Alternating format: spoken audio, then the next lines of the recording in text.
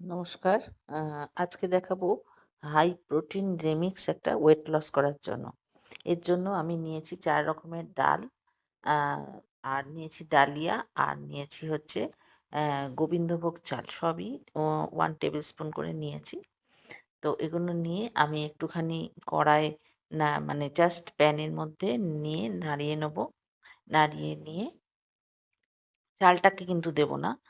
উম একটুখানি জাস্ট কয়েক সেকেন্ড নয় মানে ১-২ সেকেন্ড নাড়িয়ে নিয়ে এটাকে নামিয়ে ভালো করে ধুতে হবে যাতে স্টার্চগুলো সমস্ত চলে যায়। ভালো করে ধুয়ে এটাকে একটু স্ট্রেনারে ছেঁকে নিতে হবে যাতে জলটা ঝরে যায়। আর জলটা ঝরে গেলে এটাকে আমি জলটা ঝরিয়ে নিয়ে এবার এটাকে যতটা মোটামুটি একটু রেখে দিতে হবে। এবার এটাকে থালায় ছড়িয়ে দেবো। কারণ তাতে আরো ভালো করে শুকনো হবে। এটা একদম শুকনো হয়ে যাওয়ার দরকার। সেইজন্য এটাকে মোটামুটি ১-২ ঘন্টা মতন রেখে দিলে ভালো হয়। নরমাল ওয়েদারে শুকনো করতে হবে বা ফ্যানের হাওয়ায় শুকনো করে এরপরে এটাকে আমি একদম শুকনো হয়ে গেছে এবার।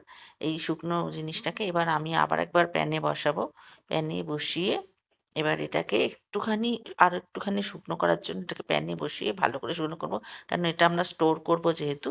আচ্ছা, এর সঙ্গে আমি দিচ্ছি একটা শুকনো লঙ্কা, সর্ষে, গোটা ধনে, গোটা জিরে, মৌরি আর একটুখানি গোটা গোলমরিচ দিয়ে আমি এটাকে একটুখানি ভালো করে নাড়িয়ে নেব যাতে মশলাগুলো একটু ভাজা, ভাজা হয়ে যায়। তার সাথে যে এই মানে ডালগুলো যাতে একদম শুকনো হয়ে যায়। এটাকে ভালো করে একটু নাড়িয়ে নিয়ে একটু করে শুকনো করে নিয়ে তারপরে আমি এটাকে এবার একটু ঠান্ডা করে তারপরে আমি মিক্সিতে এটা করে রেখে দেবো। একদম ড্রাই করে সুন্দর করে মিহি করে গুঁড়োতে হবে এবং এটা স্টোর করা যাবে বাইরে রাখলে মোটামুটি ১-১.৫ মাস থাকবে। আর যদি ফ্রিজে রাখা যায় এয়ারটাইট কন্টেনারের মধ্যে তাহলে মোটামুটি ৪-৫ মাস রেখে দেওয়া যাবে। এটা যেকোনো সময় ব্রেকফাস্ট হোক, লাঞ্চ হোক, ডিনার হোক যেকোনো রকম আইটেম এটার থেকে তৈরি করা যাবে। সেটা আমি পরে আপনাদের দেখিয়ে দেবো। আশা করি জিনিসটা ভালো লাগলো। প্রিমিক্স করে রাখলে কি হবে, এটা যেকোনো সময় করতে চট করে হয়ে যাবে আরকি। যদি ভালো লাগে এটা শেয়ার করে দেবেন সবাইকে।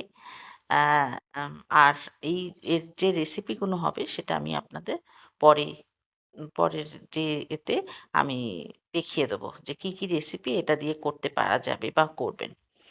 আজকে তাহলে এই পর্যন্ত। আবার দেখা হবে পরের রেসিপিতে। সবাই ভালো থাকবেন, সুস্থ থাকবেন। নমস্কার।